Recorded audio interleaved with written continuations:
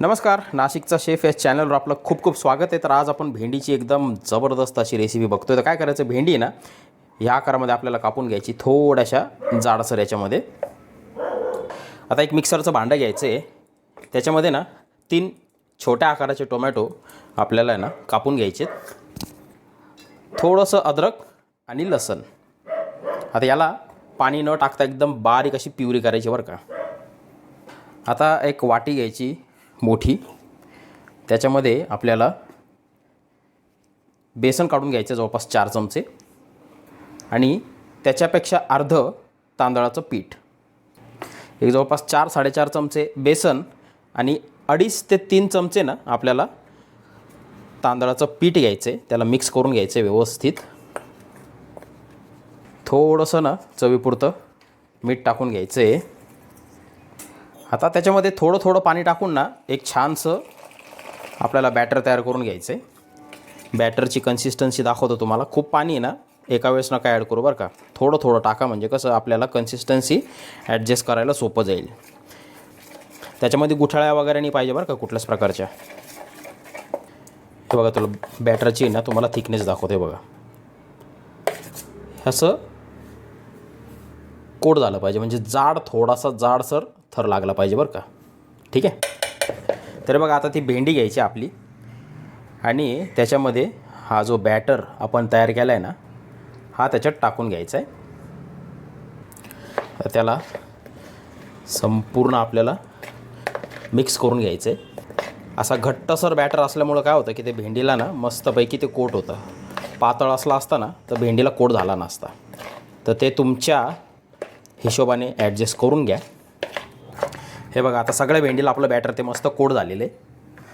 हे बघा, आता तेल आपलं व्यवस्थित गरम झालेलं आहे. आता काय करायचं, ही भेंडी ना आपली अशी पसरवून टाकायची बरं का.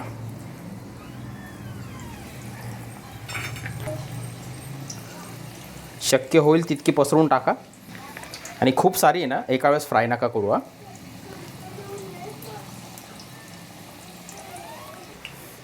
आता याला मीडियम टेम्परेचरवर छान खरपूस अशी फ्राय करून घ्यायची. ह्या पद्धतीनं ना तुम्ही भेंडी एक वेळेस करून बघा मित्रांनो. तुम्ही ना 1-1 किलो भेंडीसुद्धा कमी पडेल तुमच्या घरात खायला. इतकी जबरदस्त रेसिपी लागती. हे बघा, आता हलकेसे ब्राऊन व्हायला चालू झालेले आहेत. हे आता सध्या चिपकलेले असतील एकमेकांना, पण टेन्शन घेऊ नका. हे जेव्हा पूर्ण शिजतील ना, पूर्ण फ्राय होतील ना, तेव्हा हे ॲटोमॅटिक आहे ना सेपरेट व्हायला लागतील. हे बघा, आता किती सुंदर आपले भेंडी फ्राय दिसत आहेत. आता याला काय करायचं, याला आहे ना एक मीडियमपेक्षा थोड्याशा जास्त टेम्परेचरवर 2 मिनटं लागलेत बरं का खरपूस व्हायला. आता याला टिश्यू पेपरवर काढून घ्यायचं, म्हणजे त्याच्यातलं एक्स्ट्राचं जे तेल आहे ते निघून जातं. आणि अशाच रीतीने आपली बाकीची जी भेंडी ती सगळी फ्राय करून घ्यायची. तर आता एका कढईमध्ये ना आपल्याला तेल घ्यायचं आहे. तेल गरम करून घ्यायचं आहे मस्त. हे बघा, आता तेल मस्त गरम झालं तर त्याच्यामध्ये ना थोडंसं जिरं टाकून घ्यायचं आपल्याला. जिरं तडतडलं की त्याच्यामध्ये एक मोठ्या आकाराचा कांदा एकदम बारीक असा चॉप केलेला, फाईन चॉप केलेला कांदा आहे बरं का तो. तर त्याला थोडासा सोनेरी होईपर्यंत फ्राय करून घ्यायचा आहे.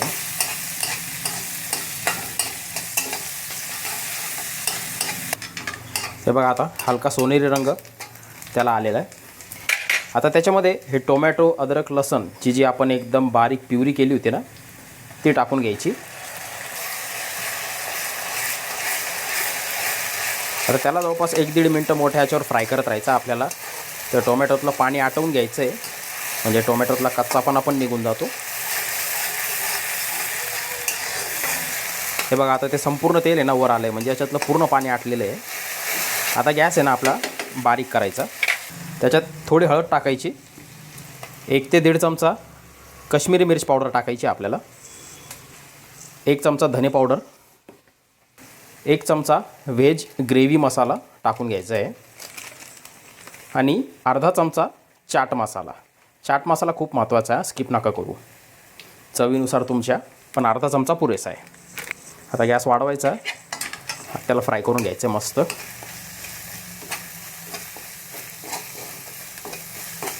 थोडंसं पाणी ॲड करू, म्हणजे मसाला फ्राय व्हायला मदत होते.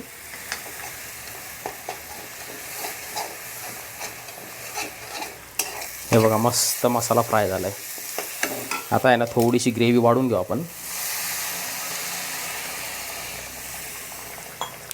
अर्ध्या ग्लासपेक्षा थोडंसं जास्त पाणी टाकलं बरं का त्याच्यात मी. आता त्याच्यात ना चवीपुरतं मीठ टाकून घ्यायचं आहे आणि हे भेंडी जी आपण फ्राय केली ना ती त्याच्यात टाकायची. मस्त मिक्स करून घ्यायची आहे. हे ना पातळ नका करू, सेमी लिक्विडी किंवा कोरडंच छान लागतं बरं काय खायला. याला पराठे, चपाती, पुऱ्या मस्तपैकी त्यासोबत तुम्ही याचा आस्वाद घेऊ शकता. थोडंसं आणखी पाणी टाकू म्हणजे कसं थोडंसं मॉइश्चर पण राहील त्याच्यात.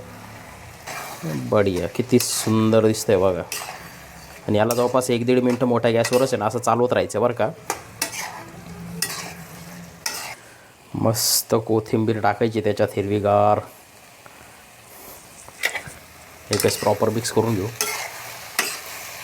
आणि हे बघा किती सुंदर भेंडीची भाजी, कोणाला आवडणार नाही सांगा. मस्त परत थोडीशी कोथिंबीर टाकून मस्त आस्वाद घ्या. व्हिडिओ कसा वाटला मला कमेंट बॉक्समध्ये सांगायला विसरू नका.